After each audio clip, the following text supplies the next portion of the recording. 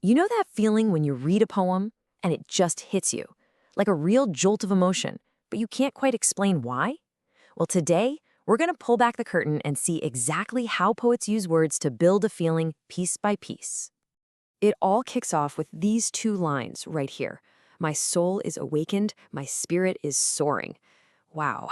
I mean, just hearing that, you feel it, right? A kind of lightness, a sense of total freedom. But what is it exactly that makes these words, and the ones that follow, feel so uplifting? That's the puzzle we're here to solve.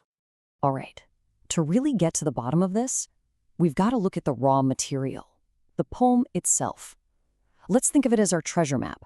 Every single word, every line is a clue pointing us toward the exact feeling the poet wants us to have. And here it is. This version of the poem, with all these notes scribbled on it, is going to be our guide. These little highlights show us the key parts of the machine, all the gears turning behind the scenes. So let's explore this thing together and figure out the poet's toolkit, starting with a really powerful one. Okay, our first stop is a cool little trick called personification. This is one of my favorites. It's how poets can take something like the wind or the trees and make them feel alive, like they have their own thoughts and feelings, just like us. So what is it really? Well, simply put, personification is when a writer gives human qualities to something that isn't human.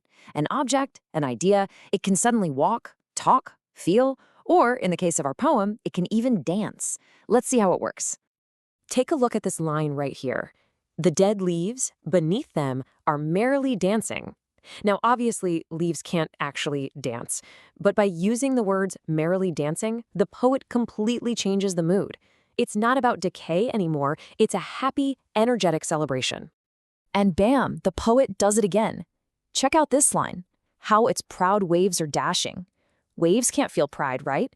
But by calling them proud, they suddenly get a personality. They're not just water anymore, they're majestic, confident, powerful. It turns a simple picture of the ocean into this grand spectacle. All right, next step in the toolkit, metaphor. Now, if personification gives things a human touch, metaphor is all about creating a spark. It mashes two totally different things together and forces your brain to see something in a brand new, really exciting way. So, the simplest way to think about it is that a metaphor doesn't just compare two things, it's as one thing is the other thing. It's this fusion of ideas that creates a much more powerful image in your mind. Let's look at our example from the poem, And Carried Aloft on the Wings of the Breeze. A breeze doesn't have wings, of course, but this metaphor connects the feeling of the wind to the real physical lift of a bird. It makes that soaring feeling we talked about at the very beginning feel totally real, almost effortless. Okay, so we've got personification and metaphor working together, but there's another layer we need to peel back, and that's the poet's choice of verbs, the action words. You could say these are the engine of the poem, what really drives all that energy forward. I mean, just look at this list, pulled right from the poem. Roaring, tossing, scudding, lashing, dashing. Are you sensing a theme here? Every single one of these words describes wild, powerful, totally unrestrained movement. There is absolutely nothing calm or gentle happening in this world. And that is the key. These aren't just descriptions. They are little jolts of pure energy shot straight into the poem. This very specific, deliberate choice of verbs is what makes the whole scene, the wind, the trees, the ocean, feel so incredibly alive and dynamic. It creates a world that's just crackling with power. So we've looked at all the individual pieces, the personification, the metaphor, those intense verbs. But a great poem, just like a symphony, isn't really about any one instrument. It's about how they all play together to create one single massive sound. Which, of course, brings us to the big question.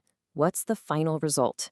When you put all these techniques together, what's the one feeling this whole word machine is trying to build inside of us? It all comes down to this. The joyful personification, that soaring metaphor, and all those energetic verbs, they all combine to create this undeniable, overwhelming feeling of freedom and pure joy.